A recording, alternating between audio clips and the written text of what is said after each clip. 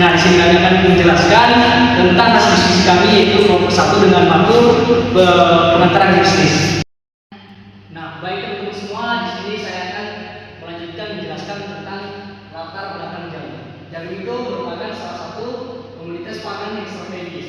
Jadi, jagung juga sebagai bahan pangan pokok mempunyai nilai-nilai karbohidrat yang tinggi. Jadi, teman-teman semua bisa juga akan memperoleh jagung ini baik dalam strategi gizi dan juga nilai bahan pokoknya. Nah, teman-teman semua, di Indonesia juga memiliki salah satu potensi dalam pengembangan budidaya jagung. Teman-teman semua, di sini akan kami jelaskan lebih dalam nanti bagaimana jagung itu masuk ke agroindustri itu sendiri. Yang dimana kita tahu teman-teman semua, agroindustri itu sendiri adalah usaha yang menciptakan suatu produk olahan dalam bentuk barang jadi maupun setengah jadi banyak bahan bakunya namanya menggunakan produk pertanian. Nah, teman-teman semua, olahan jagung ini juga bagaimana bisa kita tahu bisa setengah jadi dan jadi itu seperti tepung dan juga yang dalam strategi pengelolaan bagusnya lagi kedepannya menjadi keripik. Jadi itu aja teman-teman, mungkin dari latar belakangnya itu sendiri.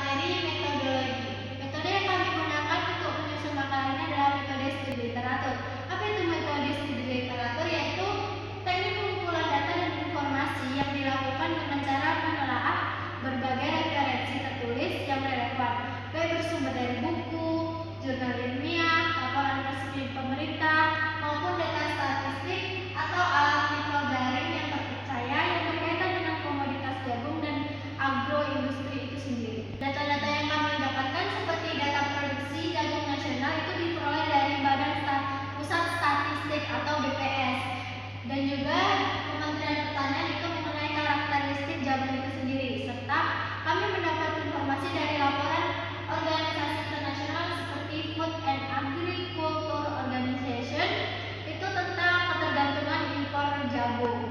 Jadi metode studi literatur ini dipilih karena mampu memberikan pemahaman teoritis dan empiris yang mendalam tanpa memerlukan pengumpulan data secara langsung, sehingga kami dapat menghemat waktu dan biaya. Perkenalkan, nama saya Andra Putri. Dengan BP 031 saya akan melanjutkan penjelasan tentang hasil dan pembahasan, yaitu terdapat permasalahan yang dihadapi oleh petani dalam mencapai produktivitas tinggi.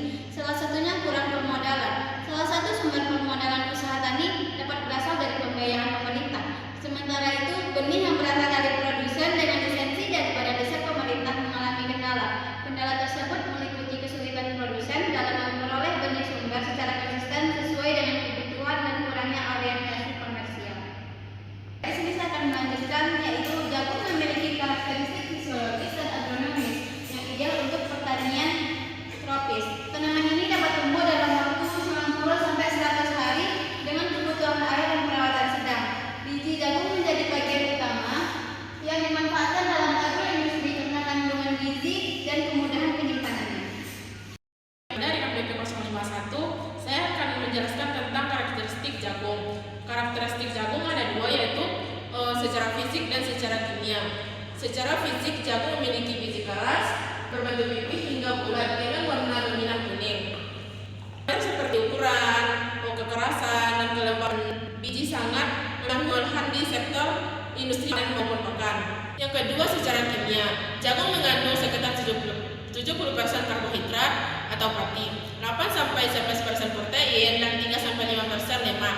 Kandungan ini menjadikan jagung sebagai pembaku tepung, sirup, glukosa, bioetanol, dan jagung kandungan lemak nabati berasal dari lembaga biji yang banyak digunakan minyak sehat dan kosmetik.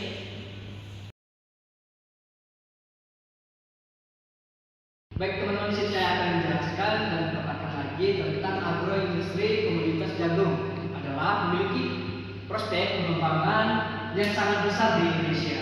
Dan teman-teman sini juga tidak hanya sebagai bahan pangan utama kedua setelah padi, tetapi juga bahan baku dalam industri, baik dalam sumber energi dan juga alternatif. Di sini teman-teman bisa kita lihat permintaan terhadap jagung terus meningkat dari tahun ke tahun. Seiringnya teman-teman waktu yang bertumbuhnya penduduk industri, bahkan di Indonesia sekarang banyak memiliki potensi membutuhkan pangan.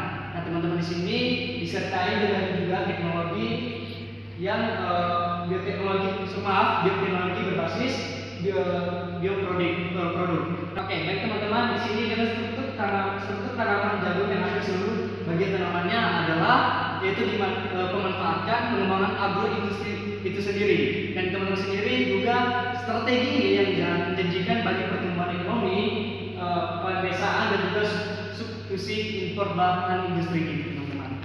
Nah, mungkin saya jelaskan di atas. Di sini adalah kami paparkan juga yaitu pohon industri jagung teman-teman semua. Di sini bisa kita lihat teman-teman dari jagung dari tiga later ini adalah teman-teman dari daun, buah, batang. Nah di sini teman-teman bisa kita lihat di sini kami menempatkan bahwa jagung itu bisa berefektif setiap tahapnya gitu teman-teman. Di sini ada namanya dari pertama dari kompos sampai namanya teman-teman bisa jadi bahan makanan teman-teman. Nah bisa kita lanjutkan lagi teman-teman untuk meningkatkan efektifnya penilaian dari jagung ini teman-teman. Di sini ada namanya dari pangan yang dimana dari pengolahan seperti jagung muda dan seterusnya teman-teman. Nah di sini juga teman-teman fondasinya itu dari pertama, kedua dan ketiga hingga menghasilkan namanya industri makanan gitu teman-teman. Dan di sini juga teman-teman bisa kita lihat bukan hanya selain jagung ini makanan pangan dan juga bisa menjadikan makanan kayak ternak dan juga makanan farmasi yang lainnya. Teman-teman selain tadi yang satu dari daun dari fase pertama dan juga yang kedua ini adalah proses terakhir gitu teman-teman dari industri makanan, farmasi dan juga industri makanan untuk pangan yang dimakan sehari-hari dan juga sampai makanan di ternak gitu teman-teman. Dengan BP 009. Di sini saya akan menjelaskan tentang tantangan yang dihadapi dalam perkembangan agroindustri jagung. Yang pertama adalah ketersediaan dan kualitas bahan baku. Tantangan yang paling utama yang dihadapi dalam perkembangan agroindustri jagung adalah keterbatasan ketersediaan bahan baku yang berkualitas konsisten di agroindustri jagung. Yang kedua, teknologi dan infrastruktur pengolahan. Minimnya pemanfaatan teknologi tepat guna dalam proses pasca panen dan pengelolaan jagung menjadi tantangan yang berguna. Yang ketiga adalah permodalan dan akses pembiayaan. Kendala modal sering yang sering dihadapi oleh pelaku usaha maupun petani, yaitu permodalan dan pembiayaan yang sulit. Yang keempat adalah sumber daya manusia dan pelatihan. Keterbatasan sumber daya manusia yang terampil dalam bidang agroindustri jagung menjadi tantangan yang penting.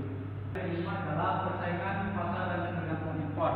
Pasar jagung olahan di Indonesia masih menghadapi persaingan yang ketat, baik dari produk impor maupun produk besar dalam negeri.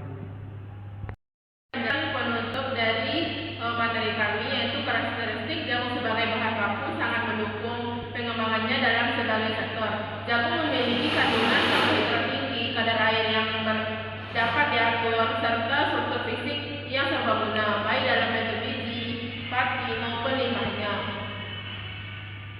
Sifat fisik dan kimia jagung seperti daya larut pati, kadar amilosa hingga kekentalan larutan menjadi penentu penting dalam proses pengolahan industri makanan, farmasi dan kimia.